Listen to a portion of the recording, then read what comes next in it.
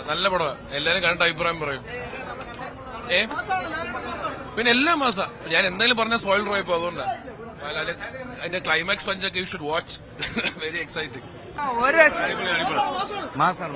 Second half ഒക്കെ അടിപൊളിയായിട്ടുണ്ട്.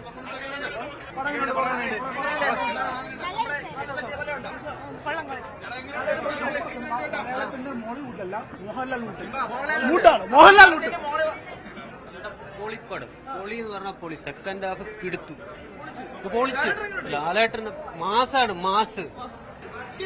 അടിപൊളി. മോഹൻലാലിന്റെ പൃഥ്വിരാജിന്റെ പെർഫോമൻസ് ഒക്കെ ഒരു രക്ഷയില്ല. അടിപൊളി.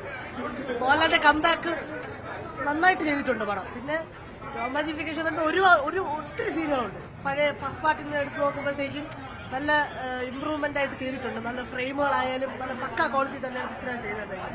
പിന്നെ അടുത്ത പാർട്ടിനായിട്ട് വെയിറ്റിംഗ് ആണ്. ഒരു രക്ഷയിലാണ് പടം.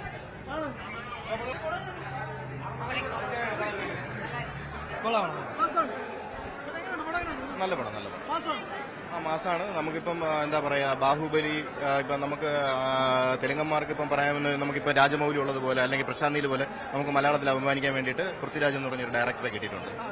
നല്ല രീതിയിൽ ചെയ്യുന്നു. മേക്കിംഗ് ഭയങ്കര രസമില്ല, ഒരു രക്ഷയില്ല. മേക്കിംഗ് ഭയങ്കര രസമായിട്ട് ചെയ്തിട്ടുണ്ട്. നല്ലൊരു പടം.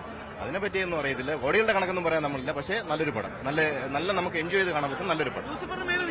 ലൂസിഫറിന് മേലെ നിൽക്കുന്നുണ്ട്. നല്ല മേക്കിംഗ് ഒക്കെ നല്ല സൂപ്പറാണ്. നല്ല സിനിമ.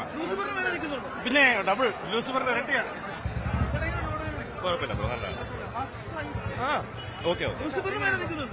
കമ്പാരിറ്റീവ്ലി കുഴപ്പമില്ല. പക്ഷേ ആകെ ഫീൽ ചെയ്ത്